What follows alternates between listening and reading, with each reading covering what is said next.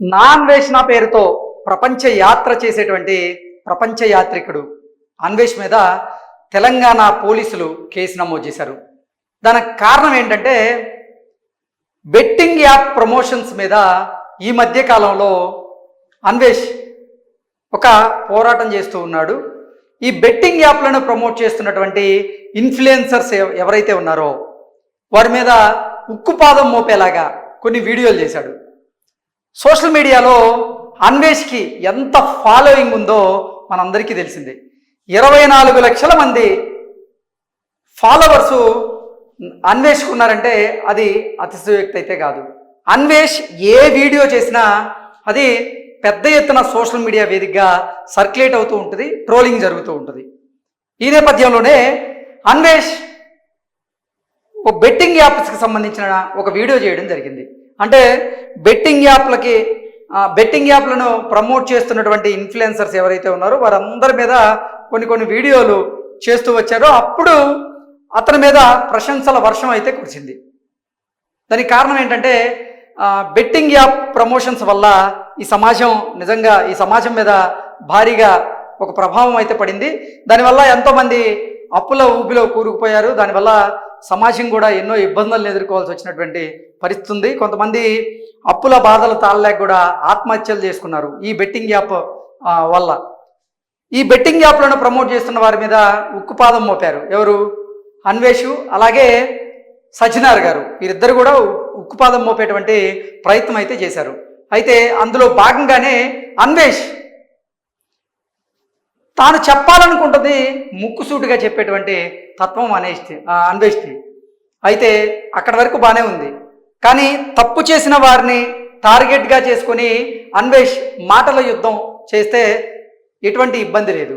కానీ వారి కుటుంబ సభ్యుల్ని కూడా అసభ్యకరమైనటువంటి పదజాలంతో దూషిస్తూ ఈ మధ్య కాలంలో వరుస వివాదాల్లోకి అయితే అన్వేష్ వెళ్తూ ఉన్నాడు. తాజాగా హైదరాబాద్ మెట్రో మీద ఈ బెట్టింగ్ యాప్స్ని ప్రమోట్ చేస్తున్నారు అంటూ ఆయన ఒక వీడియో చేయడం జరిగింది. ఆ వీడియోలో భాగంగా ఈ హైదరాబాద్ మెట్రోలో జరుగుతున్నటువంటి ఈ బెట్టింగ్ యాప్ ప్రమోషన్ ఏదైతే ఉందో అది పెద్ద స్కామ్ అని, ఆ స్కామ్ విలువ 300 కోట్ల పైగా ఉంటుందని, ఆ స్కామ్లో తెలంగాణ డీజీపీ అలాగే మెట్రో ఎండి నెక్స్ట్ మాజీ సీఎస్ అయినటువంటి శాంతకుమారి గారు వీళ్ళు ముగ్గురు కూడా భాగం అన్నట్లుగా అన్వేష్ వారి ముగ్గురు మీద తీవ్రమైనటువంటి విమర్శలు చేశారు.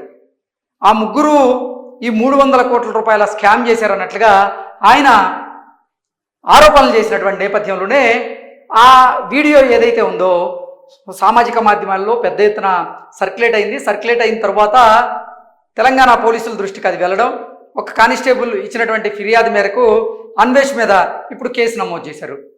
ఇప్పుడు తెలంగాణ డీజీపీ మీద అన్వేష్ అటువంటి ఆరోపణలు చేస్తూ ఉంటే పోలీస్ శాఖలో పనిచేస్తున్నటువంటి పోలీసులు కామ్గా ఉంటుకుంటారా? అందుకే ఒక కానిస్టేబుల్ అన్వేష్ మీద కేసు నమోదు చేయడం జరిగింది.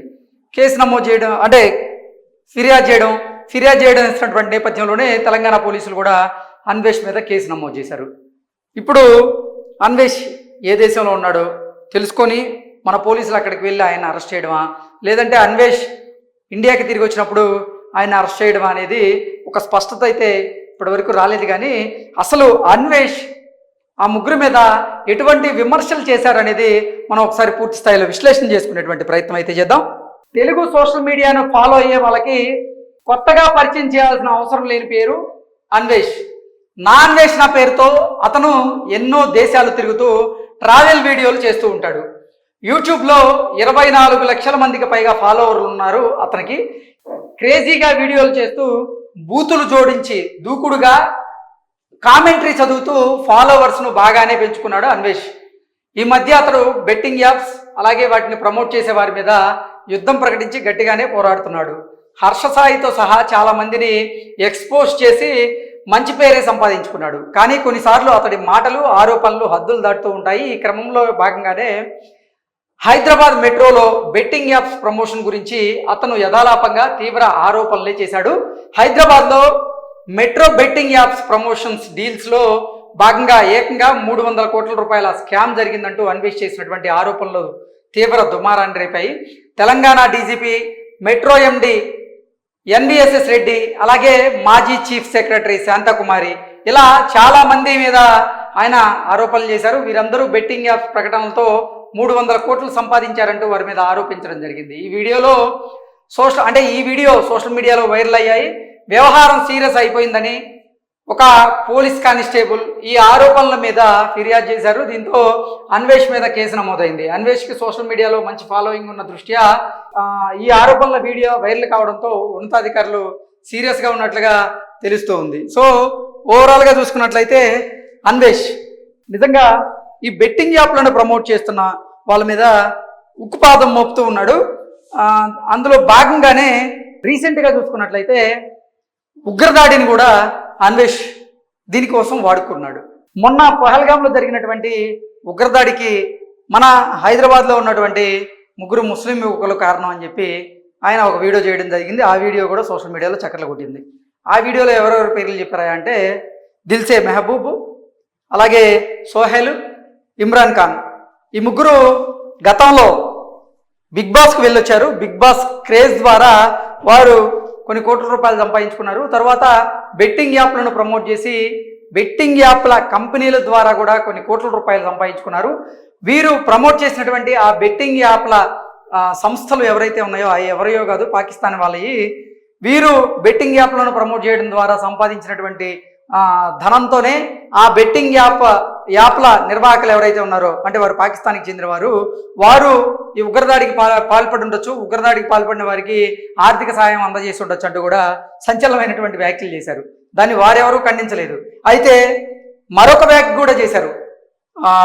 అంటే టాలీవుడ్ హీరో అయినటువంటి అక్కినేని నాగార్జున గారి మీద కూడా అన్వేష్ ఒక వీడియో చేసి దాన్ని ట్రోల్ అయ్యేలా చేశారు. దానికి కారణం ఏంటంటే అసలు అడ్రస్సే లేనటువంటి కొంతమందికి బిగ్ బాస్ షో ద్వారా ఒక క్రేజ్ వచ్చేలాంటి ప్రయత్నం నాగార్జున చేస్తున్నారు. దానివల్ల వారు ఆ క్రేజ్ని అడ్డం పెట్టుకొని సమాజం మీద అంటే వాళ్ళు ప్రభావం చూపించేలాగా, చెడు ప్రభావం చూపించేలాగా వారు చేస్తున్నారంటూ కూడా అసలు ముందు నాగార్జున్ని జమ్మూ కాశ్మీర్కి తీసుకెళ్ళి కాల్చివేయాలంటూ కూడా అన్వేష్ డిమాండ్ చేస్తూ ఒక వీడియో చేయడం జరిగింది. అది సర్క్యులేట్ అయింది. దాని తర్వాత వరుసపెట్టి ఈ బెట్టింగ్ యాప్లను ప్రమోట్ చేస్తున్న వారు ఎవరైతే ఉన్నారో వారందరూ ఉగ్రవాదులే, నాగార్జున గారు తయారు చేసినటువంటి ఉగ్రవాదులు అంటూ కమెంట్ చేయడం జరిగింది.